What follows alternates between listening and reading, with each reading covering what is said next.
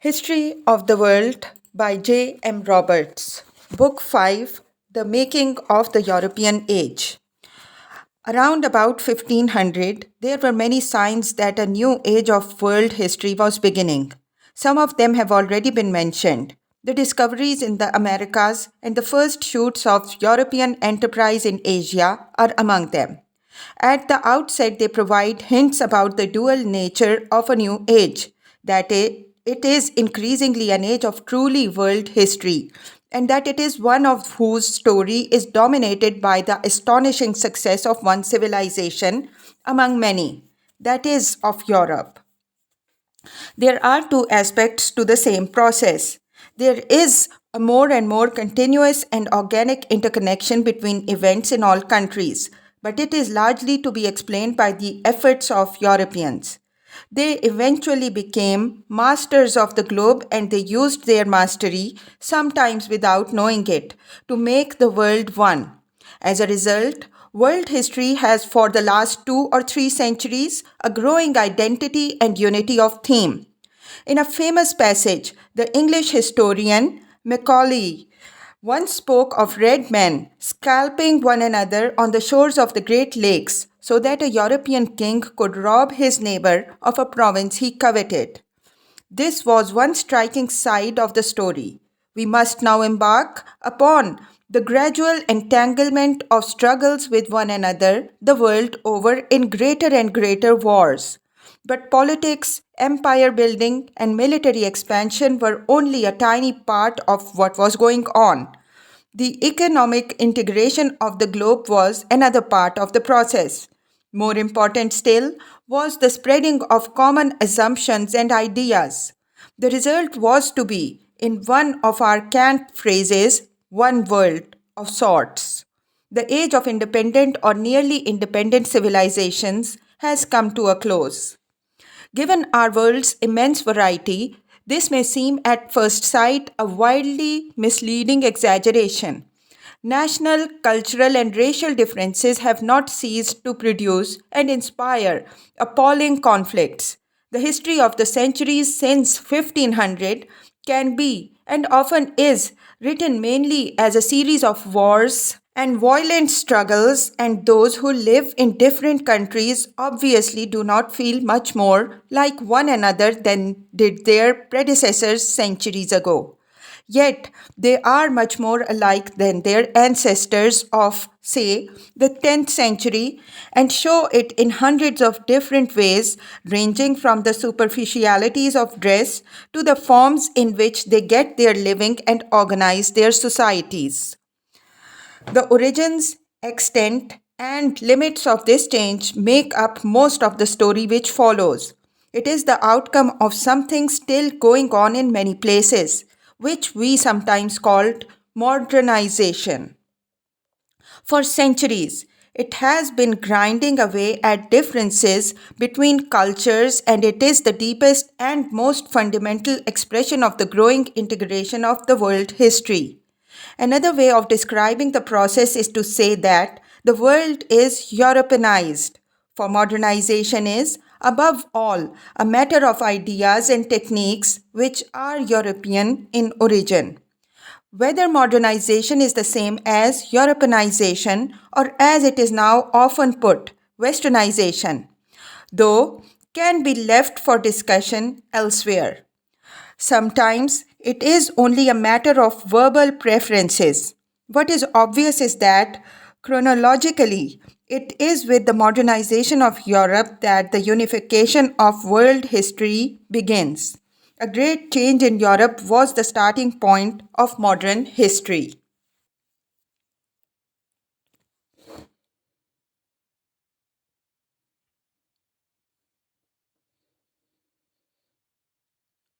Chapter 1. A New Kind of Society. Early Modern Europe.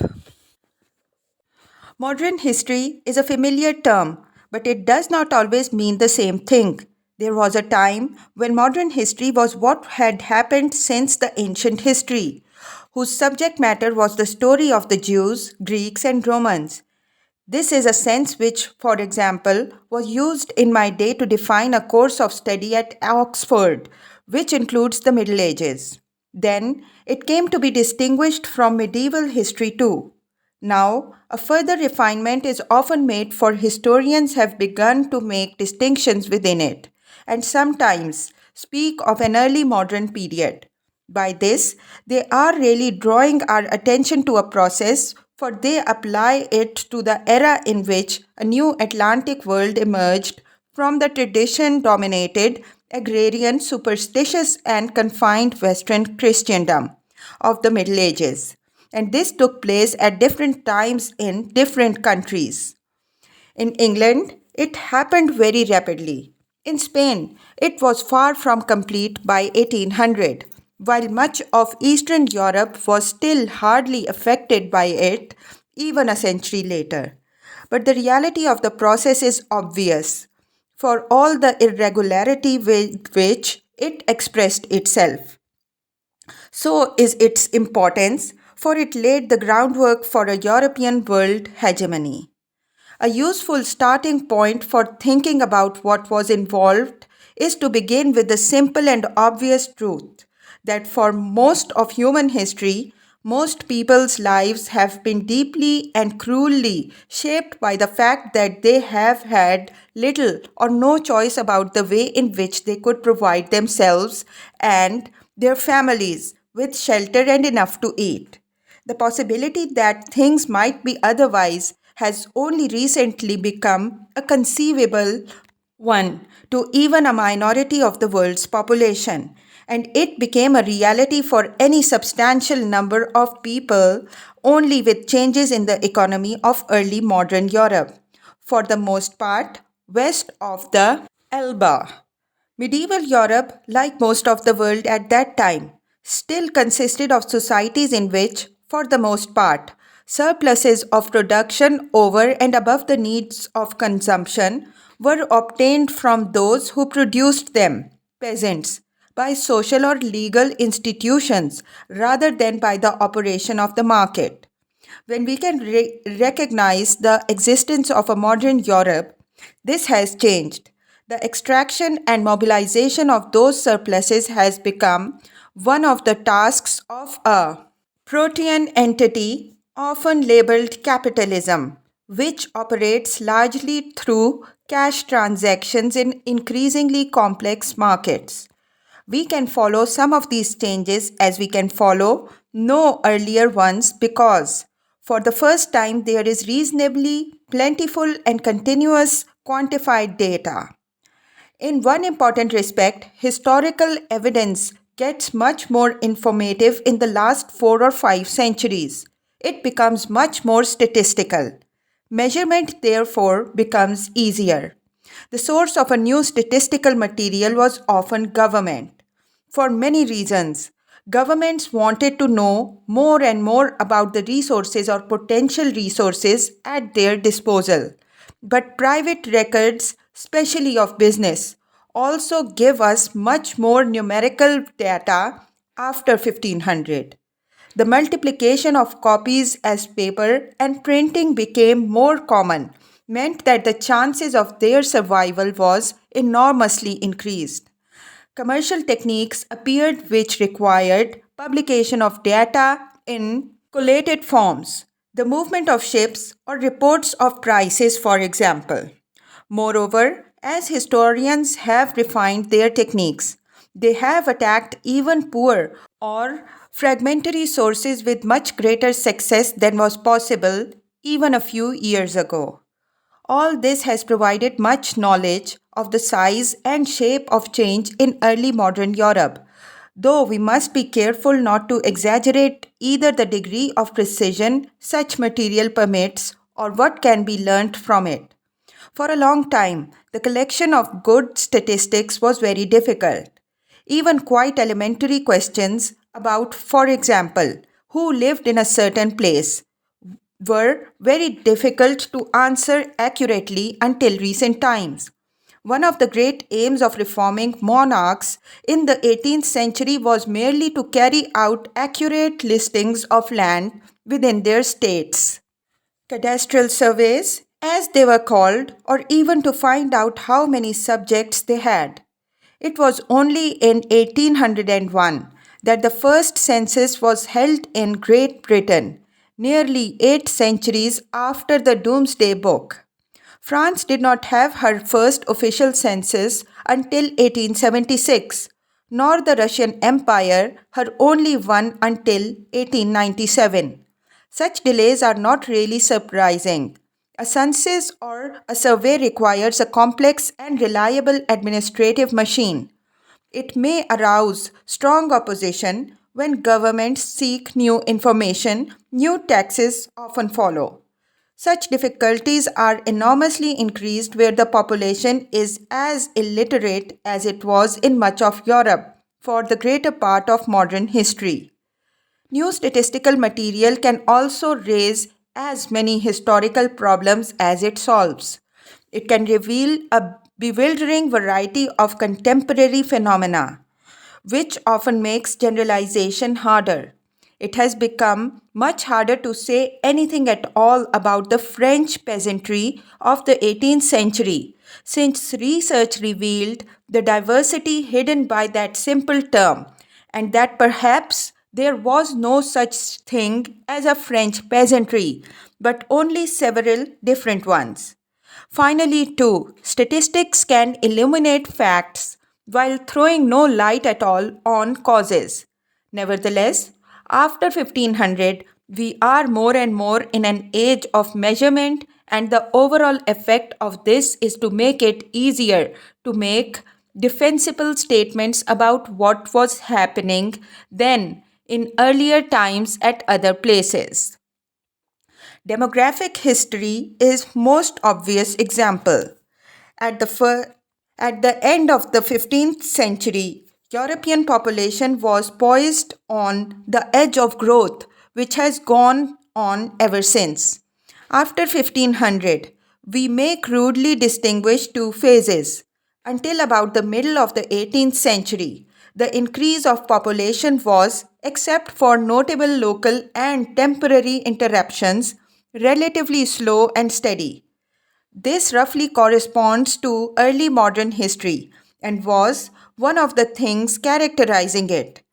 In the second phase, the increase much accelerated and great changes followed. Only the first phase concerns us here because it regulated the way in which modern Europe took shape. The general facts and trends within it are clear enough. Though they rely heavily on estimates, the figures are much better based than in earlier times, in part because there was almost continuous interest in population problems from the early 17th century onwards. This contributed to the foundation of the science of statistics, then called political arithmetic, at the end of the 17th century, mainly in England. It produced some remarkable work, though not much more than a tiny island of relatively rigorous method in a sea of guesses and inferences. Nevertheless, the broad picture is clear. In 1500, Europe had only about 80 million inhabitants. 2 centuries later, she had fewer than 150 million, and in 1800, slightly fewer than 200 million. Before 1750, Europe had grown fairly steadily at a rate which maintained her share of world's population at about one fifth until 1700 or so. But by 1800, she had nearly a quarter of world's inhabitants. Obviously, therefore, for a long time there were no such startling disparities as appeared later between the rate of growth of Europe and that elsewhere.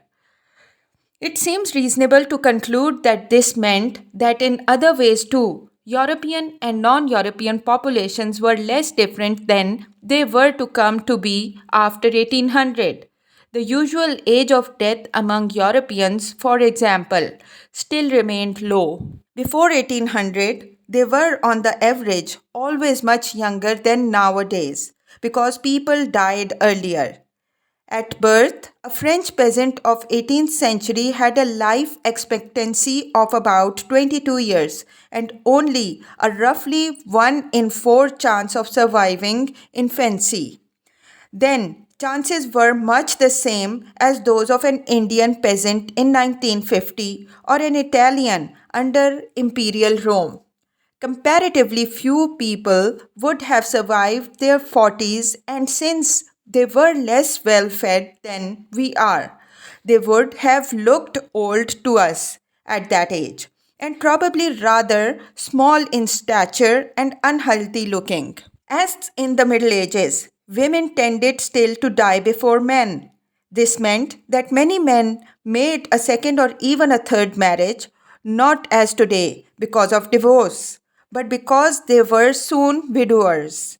The average European couple had a fairly short married life. West of a line running roughly from the Baltic to the Adriatic, they had shorter marriages than east of it. Moreover, because those who lived there tended to make their first marriage later in their 20s, and this was long to be a habit making for different population patterns east and west. Generally, though, if Europeans were well off, they could afford a fairly large family. The poor had smaller ones. There is a strong inferential evidence both that some form of family limitation was already taking place in some places in the 17th century, and that other methods of achieving it, than abortion and infanticide, were in use. Further, cultural and economic facts are needed to explain this mysterious topic. It remains one of those areas where a largely illiterate society is almost impossible to penetrate historically. We can say very little with confidence about early birth control and still less about its implications, if there were any, for the ways in which early modern Europeans thought about themselves and their control over their own lives. Overall, demography also reflected the continuing economic predominance of agriculture. For a long time, it produced only slightly more food than was needed and could feed only a slowly growing population. In 1500, Europe was still largely a rural continent of villages in which people lived at a pretty low level of subsistence. It would have seemed very empty to modern eyes. England's population, heavy in relation to area by comparison with the rest of the continent, was in 1800 only about a sixth of today's. In Eastern Europe, there were huge empty spaces for which population was eagerly sought by rulers who encouraged immigration in all sorts of ways. Yet the towns and cities managed to grow in number and size, one or two of them, spectacularly faster than the population as a whole. Amsterdam reached a total of about 200,000 inhabitants in the 18th century. Paris probably doubled in size between 1500 and 1700 and rose to slightly less than half a million. London shot ahead of Paris by going up from about 120,000 to nearly 700,000 in the same 2 centuries. In the much smaller English population, this, of course, meant a much bigger shift to urban life. A significant new word came into use in English: suburbs. But it is not easy to generalize about medium sized and smaller towns. Most were quite small, still under 20,000 in 1700, but the 9 European cities of more than 100,000 in 1500 had become at least a dozen 200 years later. Yet, Europe's predominance in urbanization was not so marked in these centuries as it was to become, and there were still many great cities in other continents. Mexico, for example, outdid all European cities of the 16th century with its population of 300,000. Neither urbanization nor population growth was evenly spread. France remained the largest West European nation in these years. She had about 21 million inhabitants in 1700, when England and Wales had only about 6 million. But it is not easy to make comparisons because estimates are much less reliable for some areas than others, and because boundary changes often make it hard to be sure what we are talking about under the same name at different times. Some certainly underwent checks and possibly setbacks in their population growth in a wave of 17th century disasters. Spain, Italy, and Germany all had bad outbreaks of epidemic disease in the 1630s, and there were other celebrated local attacks such as the Great Plague of London of 1665. Famine was another sporadic and local check. We hear even of cannibalism in the middle 17th century in Germany. Poor feeding and the lower resistance it led to quickly produced disaster when coupled to the disruption of the economy which could follow a bad harvest. When accentuated by warfare, of which there was always a great deal in Central Europe, the result could be cataclysmic. Famine and the diseases which followed armies about in their baggage trains could quickly depopulate a small area. Yet, this is part reflected the degree to which economic life was still localized. The converse was that a particular town might get off unscathed even in a campaigning zone if it escaped siege or sack, while only a few miles away another was devastated. The situation was always precarious until population growth began to be overtaken by increases in productivity. In this, as in so many things, different countries have different histories. A renewed expansion of agriculture seems to have got underway in the middle of the 15th century. A sign was the resumption of land which had reverted to waste in the depopulation of the 14th century. Yet, this had made little headway in any but a few places before 1550 or so.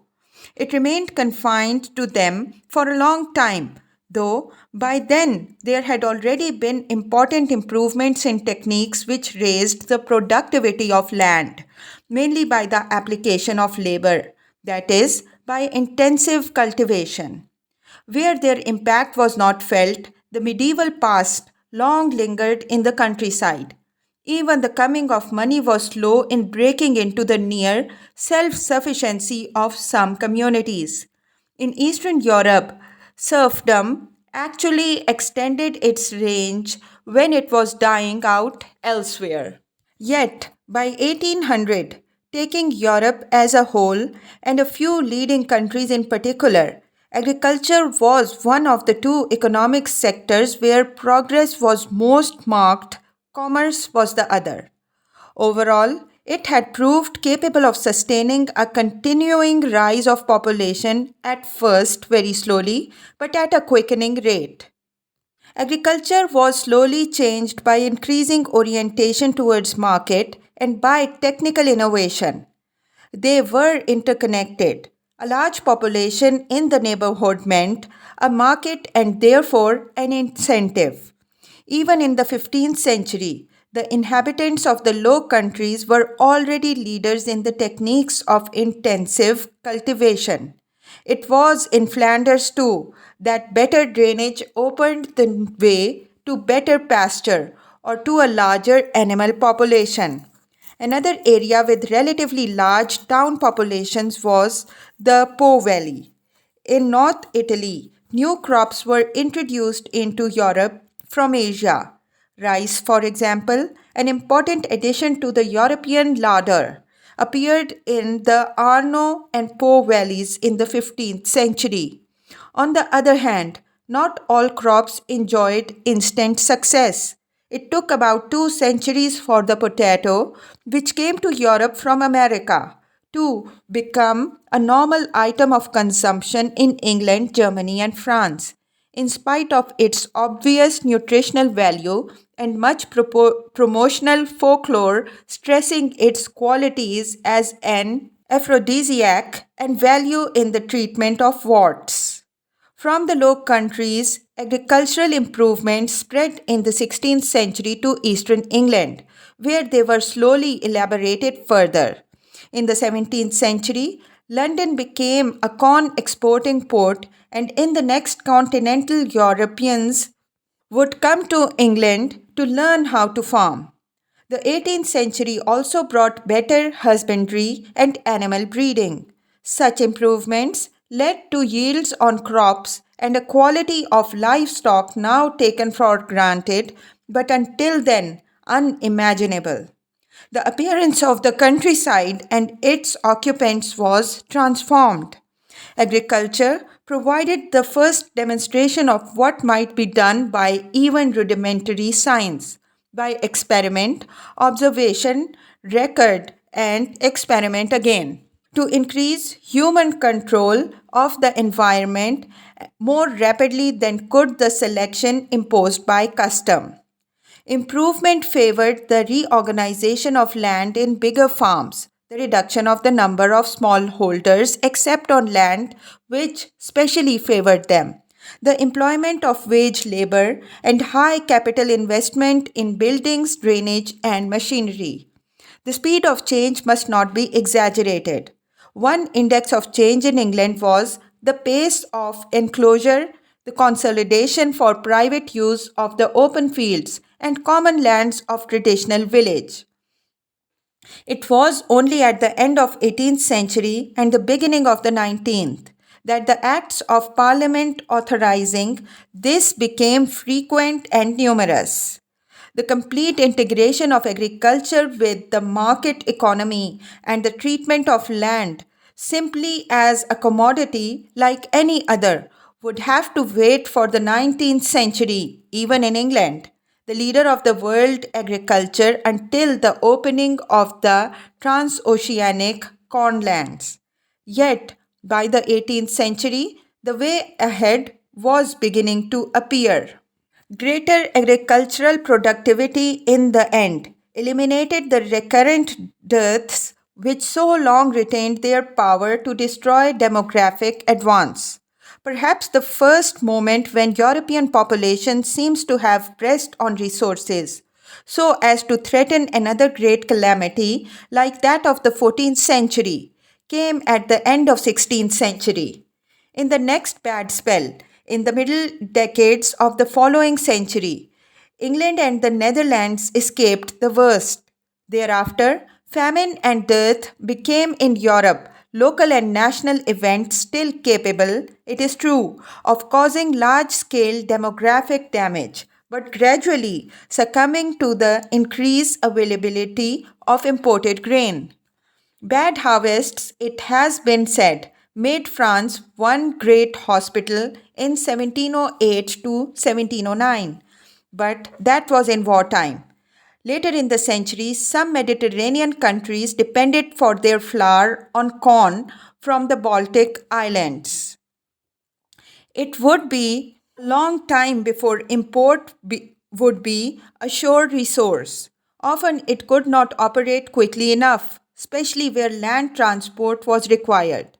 Some parts of France and Germany were to suffer death even in the 19th century, and in the 18th century, the French population grew faster than production, so that the standard of living of many Frenchmen then actually fell back.